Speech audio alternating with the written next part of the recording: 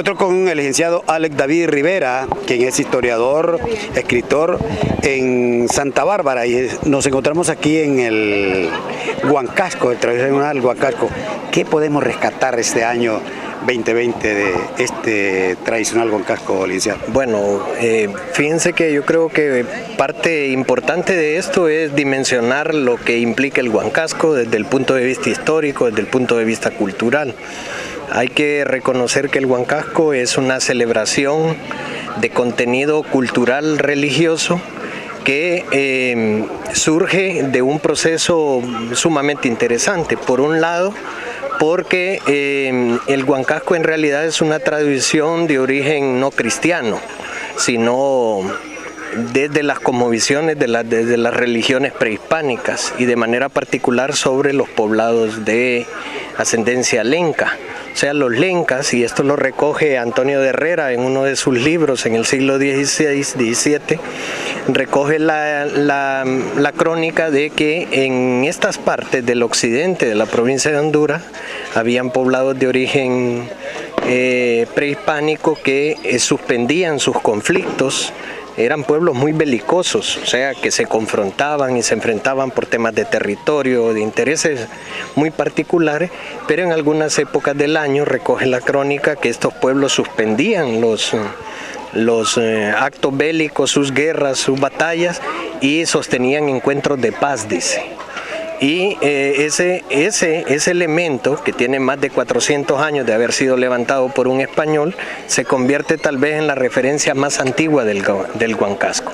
Pero ese Huancasco de tradición prehispánica, que eran encuentros de paz, recordemos que hace 500 años llegan los españoles y muchas de las tradiciones de origen prehispánico y consideradas herejes o profanas por la cosmovisión judeo-cristiana son asumidas y absorbidas, y surge un proceso que en antropología se conoce con el nombre de sincretismo.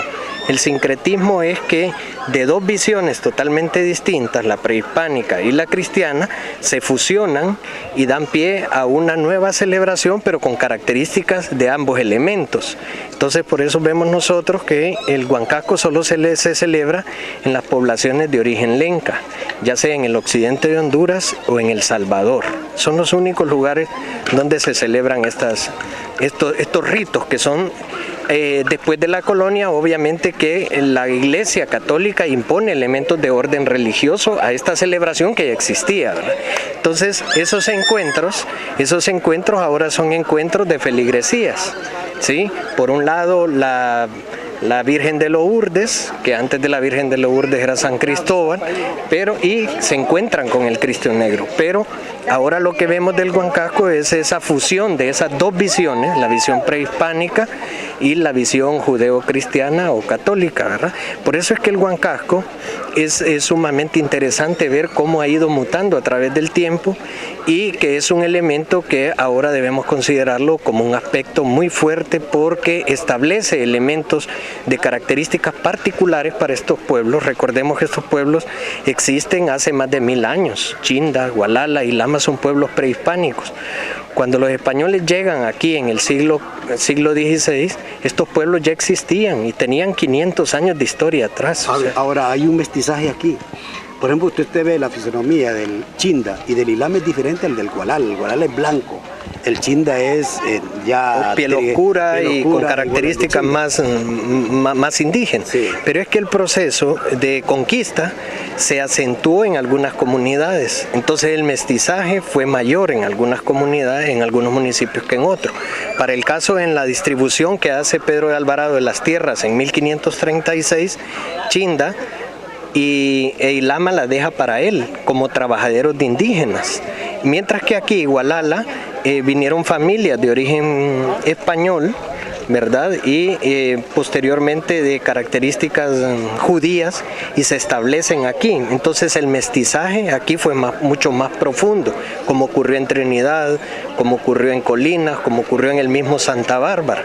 Entonces lo que vemos nosotros por es la diferencia en promedio, ¿verdad? Porque en Gualala también, sobre todo en las comunidades, hay gente que continúa conservando sus características étnicas indígenas.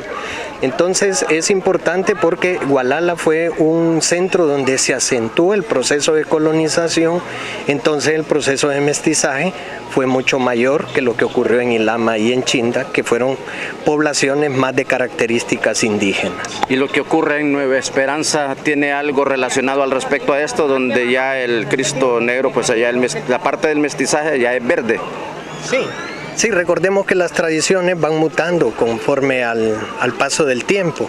Por ahí hay un elemento, miren, yo creo que es algo reconocer en esto, es que muchas de las imágenes de los santos, de las vírgenes que ahora conocemos, fueron sustituidas o sustituyeron a deidades prehispánicas, como ocurrió por ejemplo con la idea de la Virgen de Guadalupe, la Virgen de Suyapa, que sustituyeron por ejemplo a Ichel o a figuras de dioses prehispánicos, ¿verdad? El San Isidro, el labrador que se dice, sustituye por ejemplo al dios de la agricultura. Los dioses cristianos fueron sustituyendo a esas religiones prehispánicas y por eso es que se da este mestizaje.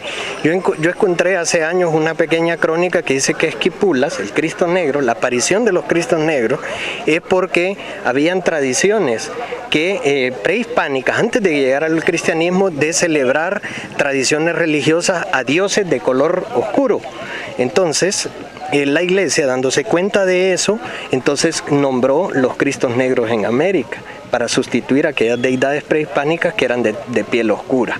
Entonces vemos nosotros cuando estudiamos la religiosidad y cómo ha venido mutando, lo que decía el compañero en relación a cómo van mutando, es muy probable que en 40, 50 años se vayan incorporando elementos al Huancasco, y porque ese es lo interesante de la dinámica cultural. Los seres humanos vamos transformando lo que hacemos y la cultura es importante en ese sentido porque responde a elementos de identidad con los cuales nosotros nos sentimos afectivamente vinculados. Hay dos referencias interesantes en relación al Huancasco. La de Antonio de Herrera, que ya les mencioné, la de Ann Chapman en los años 70, que es la persona que más estudió los lencas, que también refieren al Huancasco. Y por el otro lado, las referencias de José María Tobías Rosa, que es el personaje más emblemático de Ilama, donde sus escritos también relata ese sincretismo y ese fortalecimiento de hermandad que se ha generado históricamente desde el Huancasco. Bien, muchas gracias al licenciado Rivera por darnos esta crónica de lo rescatable del Huancasco y traído desde la historia que él maneja, como ha estudiado pues este tipo de Huancascos que se celebran en Gualala, Ilama y Chinda. Keber Chávez, Carlos Interiano, Pate Pluma Televisión.